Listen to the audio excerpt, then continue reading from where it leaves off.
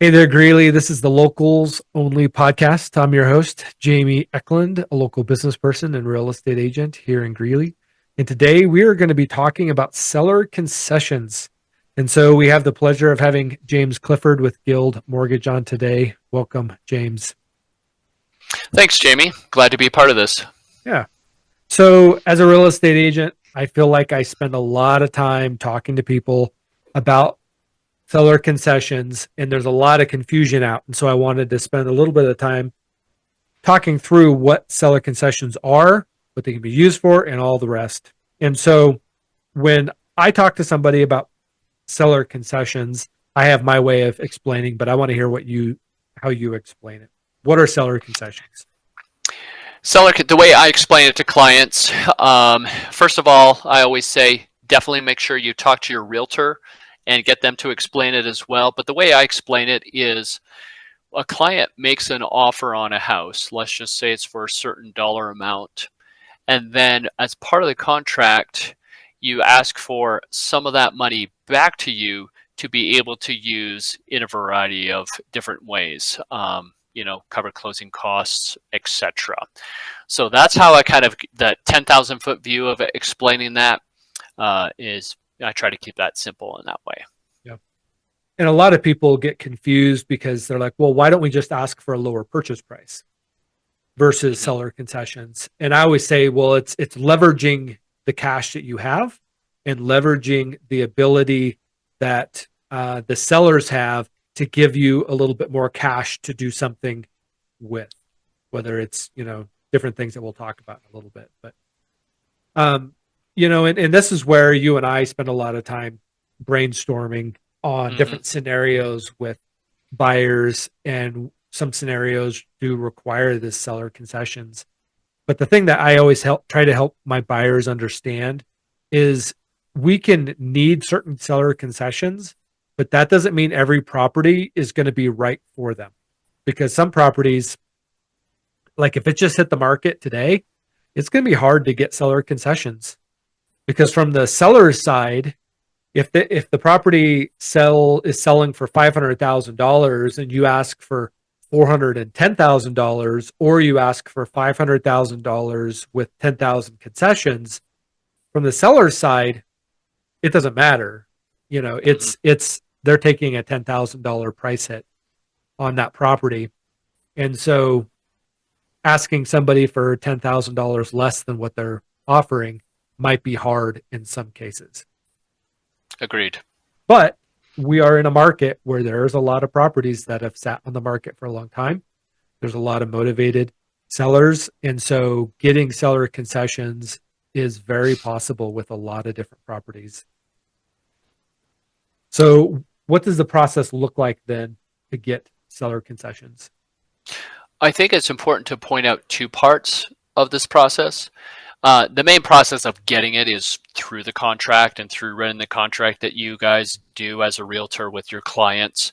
But also, to an important part that sometimes is overlooked is discussing this with your lender, because there's certain parameters that fall around with seller concessions, what they can be used for, the maximums, and a couple of other those different pieces. So you want to make sure that you're marrying what you can do and what's practical from an offer standpoint, and make those two things match. So having that conversation with your realtor and with your lender, connecting those dots, and then putting in the contract. Yeah, and I know a lot of times I go to you and you're like, yeah, you can't get that much because this particular program, you can only qualifies to get X number of percentage of the purchase price, for concessions. And so I definitely want to have that conversation.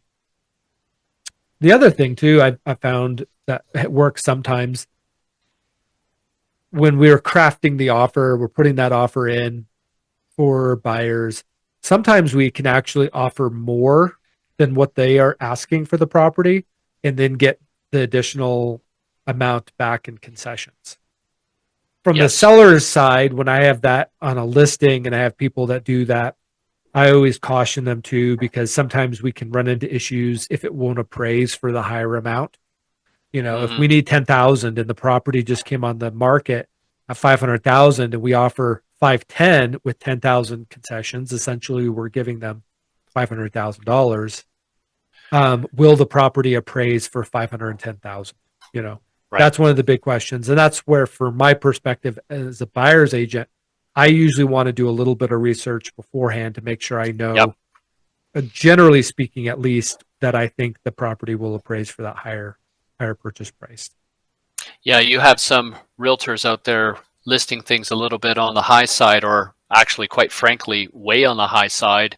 Yep. And if that's the case, and yeah, you're not going to get it to appraise. You might not even get it to appraise for the original purchase price offer. So you definitely want to identify that ahead of time. Definitely do.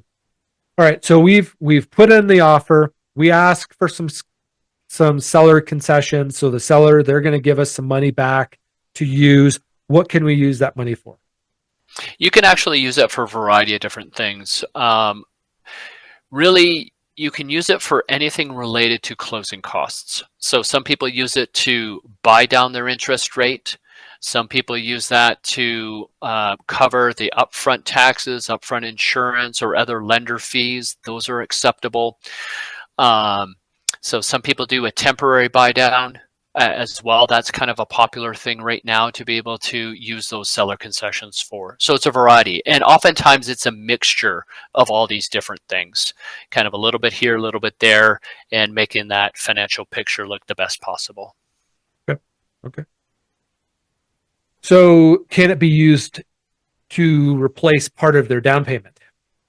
That is a hard no.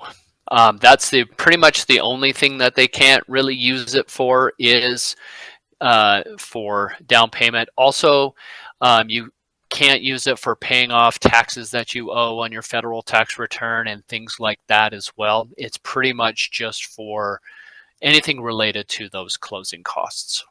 Okay.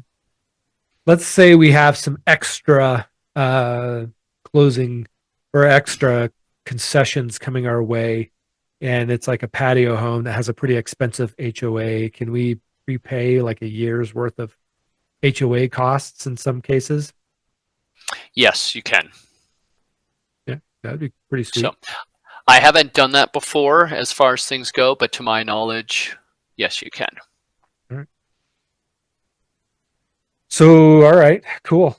So now we got that concessions. We're going to use it for a few different things. We have lots of different plans to buy down our rate and pay for closing costs, all the rest. What's the maximum that we can ask for from a seller? Right. And the answer to that is it depends. Each program has their specific amount that you can ask for. Typically what I like to do is give this little sheet out to realtors to make sure we're in sync with that. But the general overview is for an FHA loan, you can ask for up to 6% of the purchase price. On a VA loan, it's 4% of the purchase price. For a conventional loan, there's kind of different tiers, and it really depends on how much you put down. So if you put down 5%, you can only ask for 3% seller concessions. If you put down, I believe it is kind of up to that, yeah, kind of that 10 to 20% down, then we can ask for 6. If we put more down, actually, I think it's 25 or more percent down, we can actually ask up to 9% in seller concessions. And the caveat with all of this is if it's an investment property, if you're purchasing an investment property, then it's only 2%. So they kind of try to shy away from seller concessions on those investment properties. Sure, that makes sense. So you said 6% for an FHA, correct? Correct, yeah. So if they were buying a $400,000 house, hypothetically, we could ask for $24,000 in seller concessions. That sounds about right. Yeah. That's quite a bit of money. Now, whether you're going to get that or not might be a different story, Sure. But as far as the rules go, that's what would fit in there. Yeah. Okay. And just a little side note, sometimes it's like if we're trying to make the determination, should we go a conventional loan with a little bit down or an FHA loan with a little bit down. Sometimes seller concessions become part of the conversation as far as which program do we go with. It's not the end all be all, but I think a lender is wise to consider the total scenario and going, okay, which is going to set the buyer up for better success in that Sure. regard. Yeah, that makes Yep. sense. And this is why, when I'm working with buyers, I always say, talk to James, let him run the numbers, because there's so many factors and so many scenarios. We're working a deal right now where we're like, we can get the payment where they want it to, but in order to do that, we need a lot of concessions. And so we have to look for the property that has the potential of getting a lot of concessions out of it in order to make that payment where those buyers want it to be. And, sometimes you can do that. Sometimes you can't. And so Yeah. for people, the unfortunate reality is if you're dependent on those seller concessions, it might limit the property that you can buy. Yeah. So, well, and this is one of the reasons why you want to talk with your lender ahead of time to see if there's a have to with yep. The seller concessions. And usually when the scenario I see this being the most is when somebody doesn't have as much for a down payment and we need to cover some of the closing costs. Sure. Yeah. Let me circle back to the maximums again, because I want to make sure it was clear, because I felt like I wasn't clear on the conventional side of things. It's when you have a down payment of up to 10%, it's the 3%. If it's 10 to 25%, it's max 6%. And if it's 25% or more, it's the 9%. So I just want to make sure I was clear on that. I think I, off the top of my head, confused the 20% and the 25%. So Gotcha, I apologize. Gotcha. Yeah. Yeah, no, that makes sense. That's still, if you put down 25% and you can get 9% concessions, that's pretty substantial. It is. It is huge. Not that you can get that, but you might be able to. I mean, depending on the property. Again, there's a lot of properties that have been sitting on the market for a long time, and the sellers are pretty motivated. So, agreed.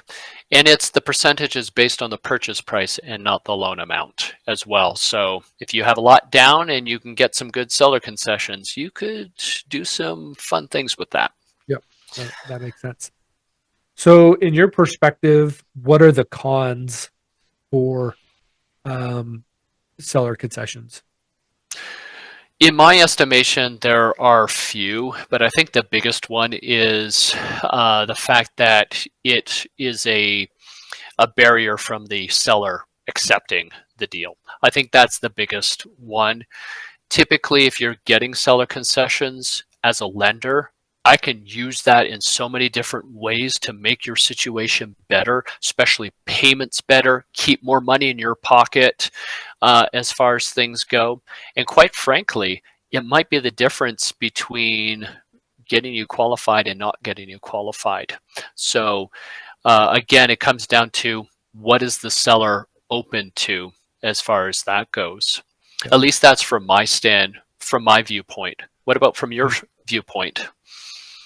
Yeah, I mean, I think it's pretty much the same, and I always go back and forth with seller concessions, especially when it comes to like temporary rate buy downs and stuff like that, where if the seller is willing to lose $24,000 on a deal, is it better to ask for the lower purchase price or the seller concessions?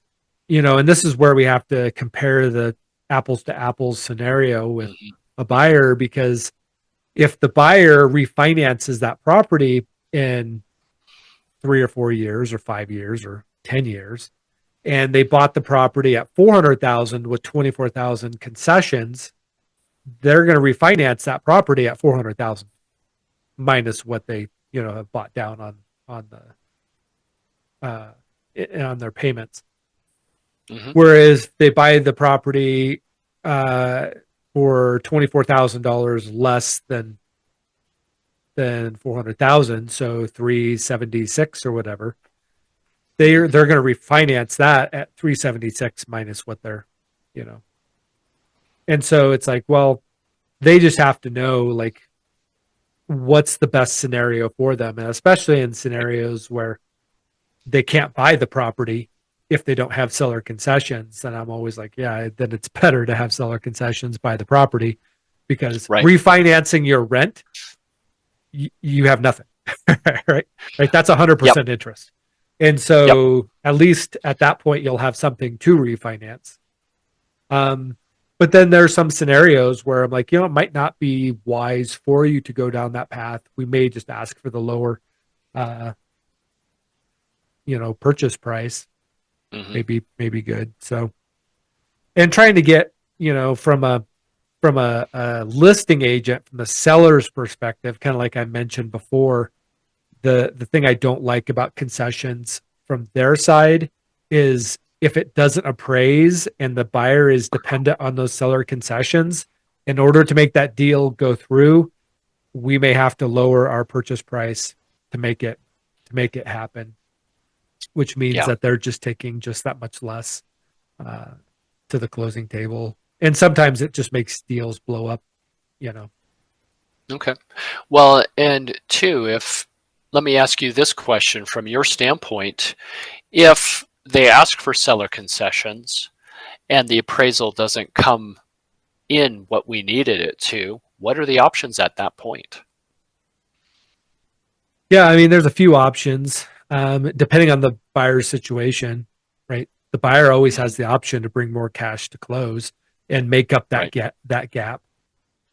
In this market, we don't see that a lot. We used to see it 3 or 4 years ago. In fact, in a lot of the offers we were writing, we were doing what we call appraisal gaps, where we basically say if it appraises for $10,000 below this purchase price, we'll make up the difference.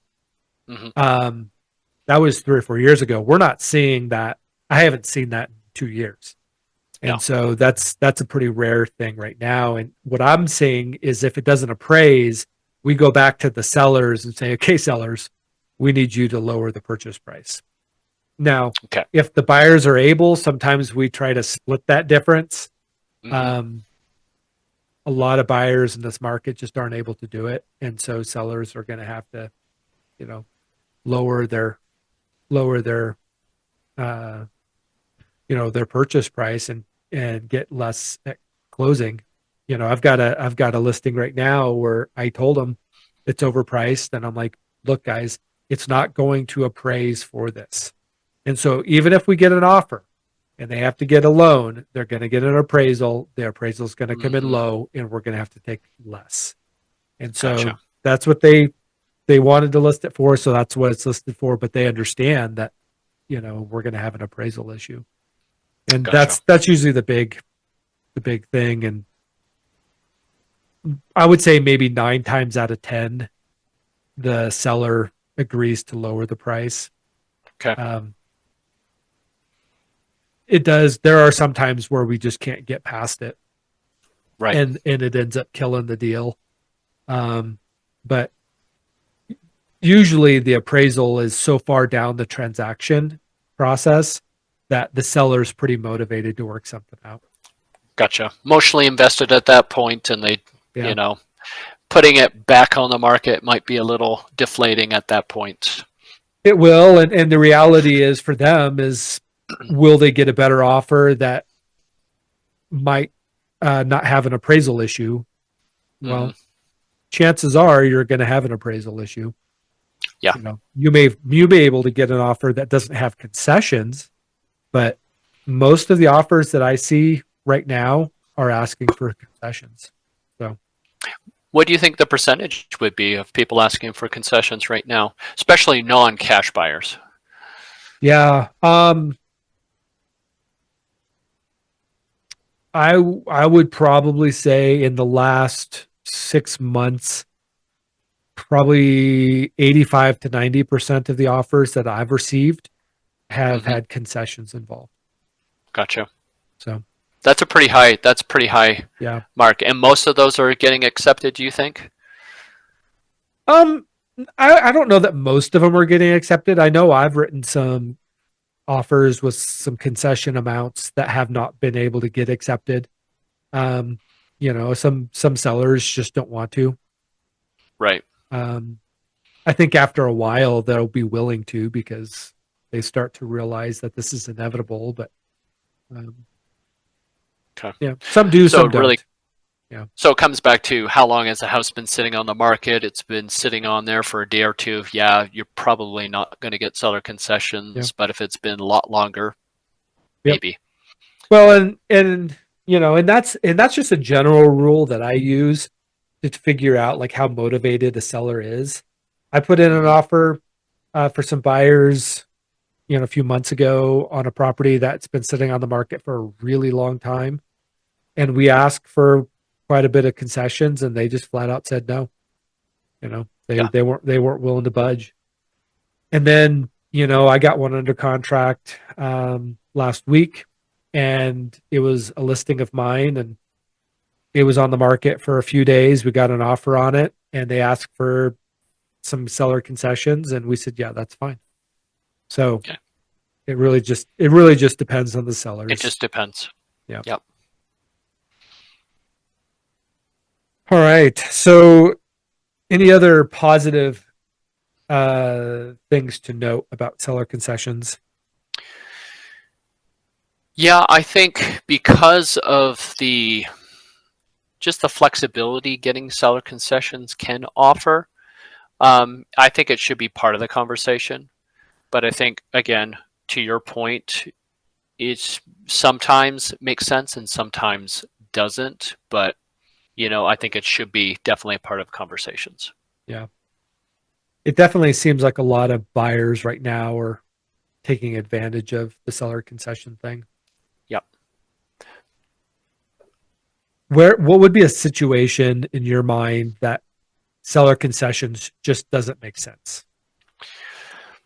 Most of the ones where I start taking a look at things and it doesn't make sense is when someone has a substantial down payment. Like if somebody has 25%, 30% down, at that point, you're bringing so much cash to the table. You don't need that flexibility per se. So at that point, you're probably better to offer less, and then you'll see the more of the benefit on that side is when you come up with the sizable down payments. Is kind of the situation I see where that makes more sense not to. Yeah, no, I would agree with you.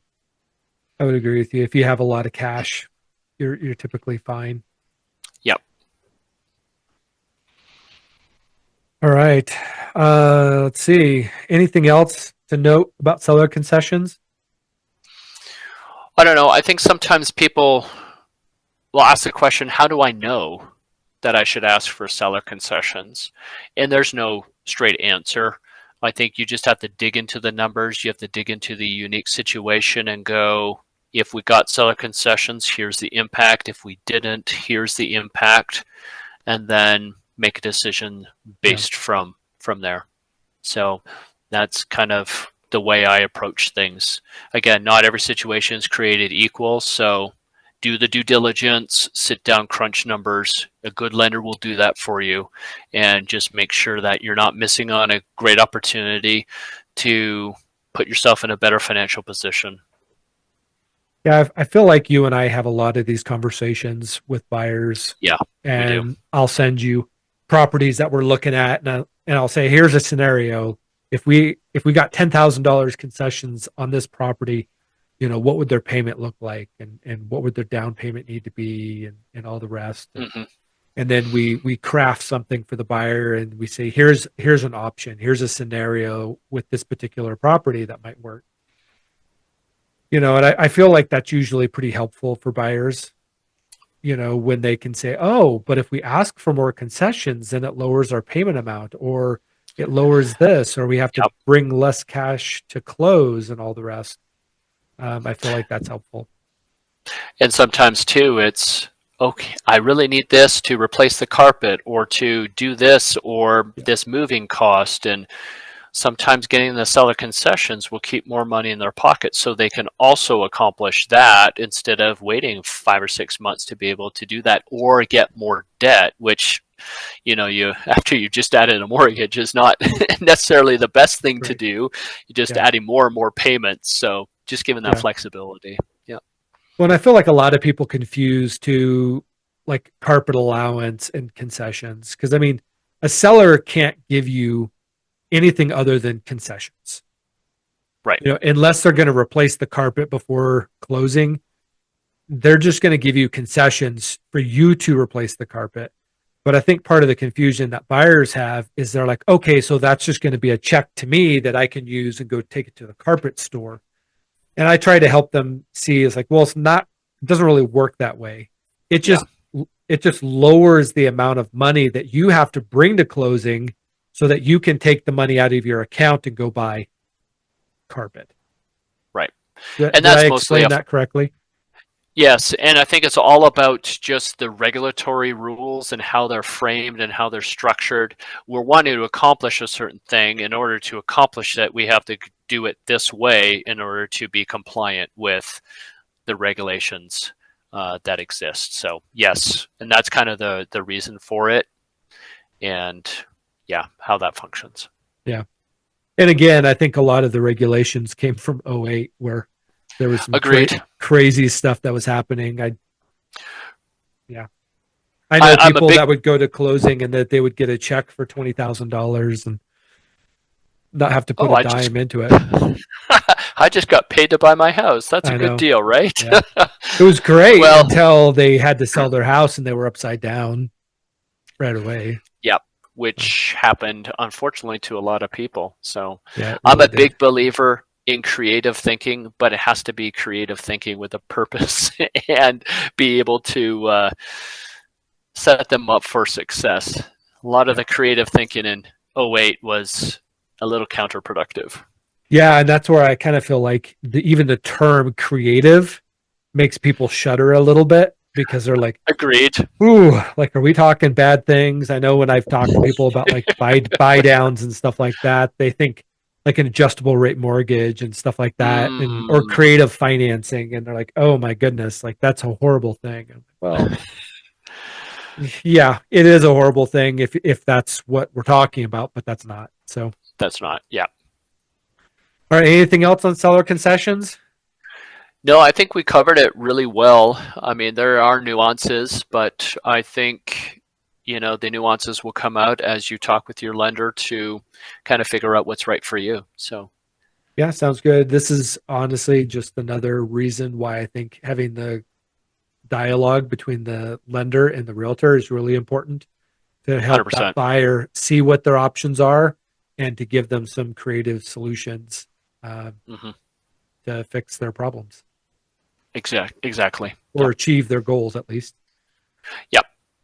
All right, James. Well, I appreciate your time. I appreciate you being on here. It was a pleasure talking to you as always. All right. Well, thanks so much, Jamie, and glad to help out. Talk to you later.